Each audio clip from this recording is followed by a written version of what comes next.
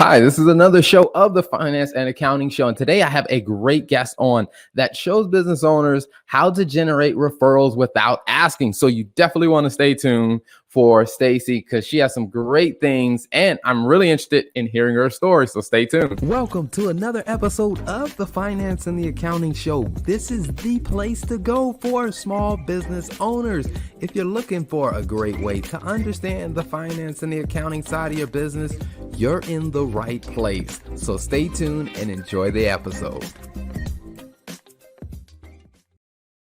As I said, I have another great guest. So let me bring her on and we'll just jump into the conversation. Welcome to the show, Stacey. Hey there. Thanks for having me. Absolutely. Absolutely. My pleasure. How are things going today? Things are going great and hot. Before we started recording, you and I were talking about that. And I'm just like, for all those that are outside of the city of Charlotte, this is one of those times where, we kind of get jealous of some other cities. Yes. Those that lack humidity. Absolutely. Absolutely. I know, I was telling you, my wife and we took my parents to Hawaii, and while we were there, we were just sitting out on the beach, man, you can just sit out here all day with the breeze. And then when we got back here, it was just like, oh yeah, we're home. Right. Welcome back to the sauna. Gotcha. Well, Stacey, before we jump into your amazing business and how you're helping so many business owners generate referrals without even asking, tell us a little bit about your background. Yeah, it's funny. I wish that I could tell you that one day I just woke up and I was like, I'm going to teach people how to get referrals without asking. I wish it was like this beautiful stroke of brilliance that just hit me. But actually, it was the School of Hard Knocks. I mean, that's truly where I learned the strategy that I teach today. And it all started because I had a business. It was an HR consulting firm that failed after 4 years. It didn't quite make it to the 5-year mark. And when I finally, pick yourself up off the ground and you're like, oh, I failed. I have a real true failure with all of the, emotional strain that is, financial strain that comes with that, the psychological strain as well in terms of your ego takes a massive bruising. You kind of pick yourself up and you decide either to learn from it or not. And when I looked back on my business, I was like, I helped some pretty big clients. It wasn't as if my business never had traction. I mean, I had KPMG and BDO and Ally Bank and Coca-Cola Consolidated Bottling those are some of my bigger clients that I had the opportunity to work with. And I had some smaller ones too. And I was published in some really cool publications and interviewed on Bloomberg News. From the outside looking in, you would have thought my business was doing really well, but it had a huge secret. And the huge secret that it had was that I wasn't consistently filling up that pipeline, that prospecting pipeline of new prospects, right? I mean, we all know whether it's a funnel to you or it looks like a different shape, it's all the same things. People come in the top, they go through the buyer's journey, and then they make a decision, yes, no, or not now when it comes to working with you. And for me, it wasn't about getting people out the bottom of the funnel. It was I didn't have anybody coming in consistently. And I think small business owners, and in particular solopreneurs like the Me, Myself, and I Club, I think in particular when you're thinking about as business owners, we put our head down and we do the work. And then we look up and we're like, oh, snap, there is no more business. I have no more clients. And then we're back to hustling. And it's like riding this entrepreneurial roller coaster, but it's like the ride you never want to be on. It's not your favorite roller coaster. And it's normal your first or second year in business. But by your second or third year, you really should have strategies in place to have exited that roller coaster ride. You should have a way to understand how to build and fill the pipeline of potential new clients in your business so that when you have capacity to take on new clients, you have them waiting, or you're consistently bringing in the number you need on a monthly basis to hit your budget or whatever it looks like for you, not feast or famine and having to go out and hustle every time it gets, crazy slow. And I just didn't learn that with my first business. And so I had to go back to corporate America, which is, it's the hardest thing to do once you've had your own freedom to go back to corporate America. And then I was like, I got to get out. 18 months later, I was like, exit strategy, what are you going to be? And I got certified as a productivity and business coach. And I was like, I'm just going to do it. And, I think I had the first couple of clients who were like, oh, I feel bad for Stacey. So my hourly rate, way back then was $125 an hour. It was nothing, but it was like, let's just see if we could make some money or whatever. And so I started building this business. And when I looked back on why the first one failed, what I realized is, yes, filling the pipeline was my problem.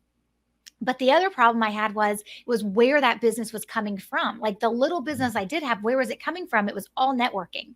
Well, by the time that business failed and I had gone to corporate America and then I was back out on my own, now I've got 2 kids and then eventually would add a 3rd child. I can't spend every night networking. So I was like, well, where else should business be coming from? And then I was like, oh, referrals. I should be getting some of those. I looked back on my business, that first one, that HR consulting firm, not one referral, big goose egg, not one referral. And I was like, well, obviously I'm working too hard. So like everybody else, I went to the all-knowing Google and I'm like, okay, Google, tell me how I get referrals. And all the advice was everything I hated. It was like, ask for referrals, pay for referrals. And I was like, no, or be really gimmicky and promotional and cheesy, like putting in your email signature, oh, the best compliment you can give me is a referral. It's like, no duh, right? So like, for me, it was like all the tactics that were being taught and had been taught for decades. And I would say in some cases, like the asking advice for generations, it was like, hey, if you want them, this is how you get them. And I was like, but what about the rest of us who don't want them that way, but know we deserve them? What do we do to go about getting them? And I'm a reverse engineer for the most part. I'm a reverse engineer when it comes to like figuring out what I'm going to do here. And so I was just started looking at why does something happen?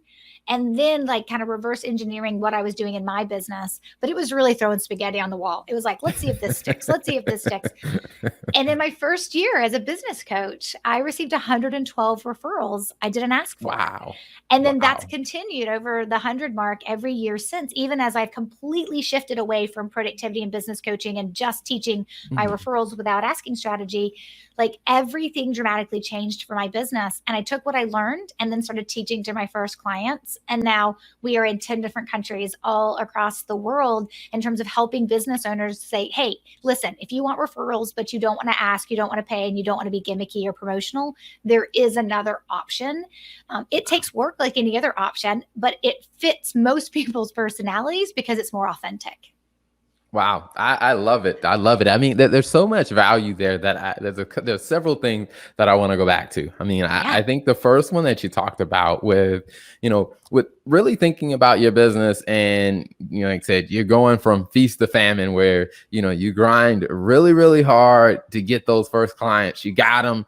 Now all of your focus is on serving them and there's nothing in the pipeline. Like, when you were kind of going through that roller coaster, were there, I guess, thinking back on it now, were there any signs that were telling you like, hey, you know what, I probably should be thinking about the pipeline, but, was there anything that stood out to you then that was a sign of that? So, I actually think the first thing that I noticed was 2 years into the business when my big client, which is one of the accounting firms, was no longer a client. So like I started my business with a dream situation. I was working as a partner in a small company after having left corporate. And I had a big client, it was one of the accounting firms. And they were like, you're really good at this piece. You should start. And like the HR director just believed in me. And she was like, you should really start your business, your own business. And I will pay you to do this piece for us. And I was like, yeah, because I'm in a partnership with a married couple, which means I only get 1/3 of everything, right? Not the 2/3 of everything. And so I was like, yeah. And so I started a business with a major client and had a contract with them for 2 years. So I was lulled into complacency on some level, even though I knew sales and marketing and all those things were going to be important. And then when that contract was no more, it was like the hustle really began and the constant searching for the next client, the next deal. And what I remembered mostly was looking for ways to bring in business where I didn't have to do the hard stuff. Like I was never going to cold call. I was never going to cold email. So it was like, well, should I do direct mail or should I just try to get some articles written about me and get some PR? Like I had a PR firm that I was paying at the time. And it was like, what can I do so I don't have to spend every night networking and trying to bring in business? And there was a part of the hustle that I didn't do in the beginning that I think would have taught me what was going to work. By the time I hit my 3rd and 4th year, I just kind of got it to it a little bit too late. And then I didn't figure out what I needed fast enough. But I also think I was supposed to fail. Like, I think that was part of that journey that God was like, Stacey, you're not going to love this. It's going to be messy, but I need you to learn some things on the back end when I bring you out of this and something, and it looks different. I think that was really kind of the whole point of it. So yes, there were definitely moments. And when I hit my 3rd year and I was closing in on my 4th year, I remember thinking I need to scale because eventually I'm going to run out of hours. Even as a consultant, I'm like, I'm going to run out of hours. Like if I can get enough clients, eventually, maybe one day I'll run out of hours. I need to scale, and you can't scale when you're drowning. Like you just, it's impossible to even consider or think about. So there were a lot of kind of warning signs for me. Most of them, though, unfortunately did come as I reflected back. Mm-hmm. Gotcha. And I think that that's very important because there's so many business owners that I've talked to. I mean, with, my background being accounting and finance. And one of the things that I kind of look at is, like, what is your cost of acquisition? Like how much effort and how much money are you putting into getting new clients? And what I start to find is, like I said, people who don't have a good flow of referrals, their CAC or their cost of acquisition tend to be very high emotionally and financially, because it becomes draining over time. Yes. And I love that you look at it from that perspective, right? Because you're right. Most people look at things from, well, what's the financial cost? And I'm like, yeah, but there's this whole other component to the emotional cost that goes along to it as well. I mean, yes, when my business failed financially, obviously it wasn't doing well, right? I mean, that's kind of a no-brainer. But at the end of the day, the hardest thing for me to overcome was more about the emotional piece of all of it. Like, not having clients and what that looked like and how long it took and how much time it took. I mean, there are so many moments where I can remember sitting in my driveway and turning my car on and hearing the engine turn over and backing out of the driveway and being like, here we go again, another rubber chicken dinner, leaving my kids at home, whether it's with the sitter or with my husband or whatever it was at the time. It's like, wow, here we go again. Let's hope there's a client at this event because I kind of need one. And it is emotionally draining as well as it is financially in all parts of the business from that perspective. So I love that you look at that because it's 2 parts and they're very important. Mm-hmm. I mean, and it's one of those things that I ask some business owners, like when they're going through that, like I said, that feast of famine, it's just like, okay, all right, if you're dedicated on being a business owner, like, can you do this for the rest of your life or as long as you want to run this business? Let's say, 7 years, it's like, is this pace sustainable? So when I saw, like I said, the tagline that you had on LinkedIn about, generating referrals without asking, it resonated so well because there are so many people similar to what you described, like they don't like doing the older method. So as you started to really help clients, what does it feel like to see them have like those light bulb moments where they start to realize like, hey, there is a different way? Yes, it's amazing, right? There is still a healthy dose of skepticism when someone is first hearing me talk about referrals without asking, and what does that mean? I mean, and I can have people who will, maybe they will kind of go through some of my free training, or they'll read some articles or listen to some podcast episodes, and they won't completely dive into it, but they'll get that surface understanding. And I will still get emails and they'll be like, I love all your stuff, but at what point are you going to teach me to ask for referrals? Like they're almost expecting it, right? Like everybody else teaches, even when they say it's not going to be asking. And then there's a sly way they teach you to ask. And they're like, wait, it all comes back to the asking. I'm like, no, you're not allowed to ask when you follow my program.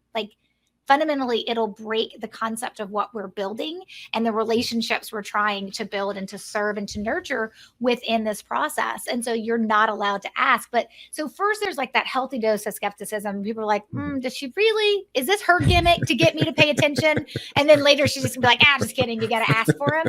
I do think there's some of that.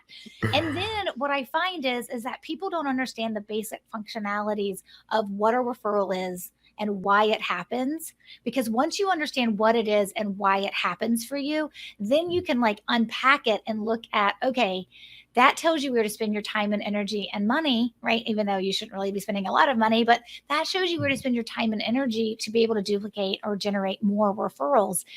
And so I think for me, as I see clients have that light bulb moment, it's first they're like, oh, wait, I believe you. And then it's like, oh, wait, this is so much better than anything else I have been told to do.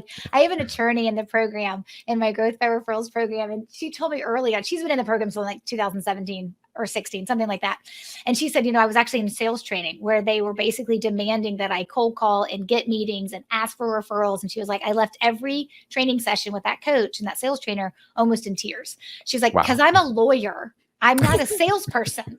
And I'm like, yeah, because most of us decide to start a business. It's because we're really good at something, not because we're amazing at sales. And so we have to learn that piece. And then we look for ways to learn that piece that fit us naturally. And there's not a lot of ways out there that do that. And so that is a big part for me. It's like kind of watching yes, I want to see we call it the referral explosion, and I want to see the numbers, and I love it when my clients have it. Like we just did a big roundup for some folks in the program, like where are you at the 6-month mark at the beginning of July, and like the people who participated, and I just picked a handful to share their results, and they're more than 50% towards their goal for the number of referrals for the year. One's goal was like 15. She's already at 20 referrals for the year. Most people that have higher numbers are at the 50% mark or over, and I love those moments too. But the real one that I love the most is when they're like, wait, I believe you. I can do this without asking. And because I give you everything, like the what to do, who to do it for, what to say, and how to approach it and how to treat people, which is usually just being a good human. But sometimes we need reminders. That's the light bulb I really love to see when they're like, I believe you and I can do this. And then off to the races they go. Nice. I love it. Now, I mean, when someone's working with you, what does that time frame kind of look like when they how long does it take them usually, or how long has it taken some of your clients to kind of hit that point where they are like, hey, light bulbs have gone off. Now I believe you. Like I see it now. Let me go work this thing. Yeah, I find that the light bulb typically goes off that, hey, this can work for me before they decide to pay any money, right? Like most of the time before people are going to join the Growth by Referrals program, they've gotten to the place where they're like, I believe this will work, right? I mean, I always tell folks, there's a refund period. Like it's not the end of the world if you made a mistake, right? Like you shouldn't make a mistake when you do this. But so usually the light bulb moment happens before they decide to join and spend any money on it. And it starts happening if they've read my book or listened to my podcast or do any of my free trainings or in my free Facebook group. So the light bulb will start to go off. But it's once they get into the training and they actually start seeing how I teach it and what we do and how we do it and what we say and all those pieces and the roadmap that they build, right? Depending on someone's willingness to buckle down and get through it and get it done, they can have everything they need built and going in half a day, up a couple of hours. So I tell folks, I'm like, it doesn't take that long to get it going, but it is your consistency of execution on the back end. The great thing about what I build for folks is that this isn't something you do daily, weekly, or even monthly, but it is something you will do 6 to 8 times a year. And so you have to be committed to that level of work and that level of involvement. And this is something you can just yes, you can use outsourcing and delegation and all that good stuff. But some of the stuff you're going to have to do yourself as the business owner, because these are relationships with other humans that matter and that deserve to be respected and treated a certain way. We're just going to also use specific language to help them think about us from a referral perspective while we're taking care of them and being so thankful that they refer to us. And so, I will have clients who come in and they will triple or quadruple the number of referrals in 1 year following my plan than they ever have before. Some will just double, and just double is all they need. Others, it'll grow over time, right? They'll go from the financial advisor, David, I'm thinking about, who went from 3 or 4 referrals to 15, and then his second year, 17. And now he's in his third year going for the next number after that. So sometimes we have a fast start and sometimes it takes a little bit longer. I had a CPA who went to the program. It was I think they said, hey, I got 15 referrals in 45 days. So the results can vary, but it also has a lot to do with your business and your already relationships that you have with your existing referral sources. And we build from there. For someone who has no referral sources, it will take longer. For someone who has had people in the past refer them, we can move faster. But we always set a goal. So we always know, hey, when you come into this program and you're going to do this work, if you do this work, this is your average of referrals a year. And now we've decided that with this program, what a reasonable goal is that you need to reach here. And then we track it every quarter to see if they're getting to that number. Most get there well before the first year is up, but not all, right? I mean, everybody kind of moves at their own pace. And this all comes down to the relationships you have with people. So if you're a taker, you have to overcome that and stop that, because that's just bad business, right? To build relationships better. If you already care about people, well, this will be a lot easier for you. No, I absolutely love it. Because I mean, definitely one of those mindsets that we've established with, with the Business Talk Library. I mean, that's why it even got started, where we started doing all these shows, was just sharing some of that free value that people needed, because it's just like, hey, we know we can't help everyone. So we were like, hey, the people that can grow from what we offer, we love doing it. And, and there's another thing that stood out for me as well, is when I saw that you also had a podcast. So can you tell us a little bit about that and where people can find it? Yeah, so the podcast is called Roadmap to Grow Your Business. We are somewhere in the 160 range of episodes that we have now out. I batch produce, you probably do too on some level. And so I'm closing in on 170, but that's not how many are actually out right now. I think we're in the 160 range. And so we've been doing this for 3 years, which is kind of crazy to think. And what's funny, my podcast started because I was writing my first book, which is called Generating Business Referrals Without Asking. Mm-hmm. So I was writing that book, and I was also writing a blog post every week. And when I was doing the blog post every week and then trying to write a book, I was like, too much writing. Like, I can't write anymore. I'm putting it in the book, like, plus the blog post. So I said, let me try podcasting. Maybe that'll be easier, which is funny because I still script out some of the things I'm going to say, like the bullet point stuff or whatever, but it is not a grammatically correct outline is what I tell myself. It's like, it's just bullet points. I don't have to make sure it's right before it goes up as a blog post or an article. And that's why I started it. And I love it. And I think it's a great way. You probably find this too. It's a great way to connect with the listeners, particularly the ones who come back every week. And they know what to expect, over time from me. And I hope what they feel from the podcast is, if they decide to join me in any of my paid programs, that's the same Stacey who shows up, like straight shooter, sometimes can go off in a soapbox, but will give you what you need to know to make things happen and have results. Oh, I absolutely love it. Now, for all the people that are excited about, what you've talked about and very interested in learning more, where can they find you online or on social media? Yeah, so I don't ever want to overwhelm anyone being like, there's so many places to go. But we try to be in as many places that we can where people like to be so they can easily find us. So on most social media platforms, Instagram, LinkedIn, Facebook, Twitter, you're going to find us at Stacey Brown Randall. That's be the easiest thing to search for. Of course, our website, though, is really our home base. It's the best place to get started. And that is StaceyBrownRandall.com. Stacey has an E. And of course, it's going to have information on there about the podcast. It'll have information on there about the book and articles that we have. And I would also tell you there's a great quiz that you can take that really helps people understand what it looks like in terms of how well do you generate referrals now without asking?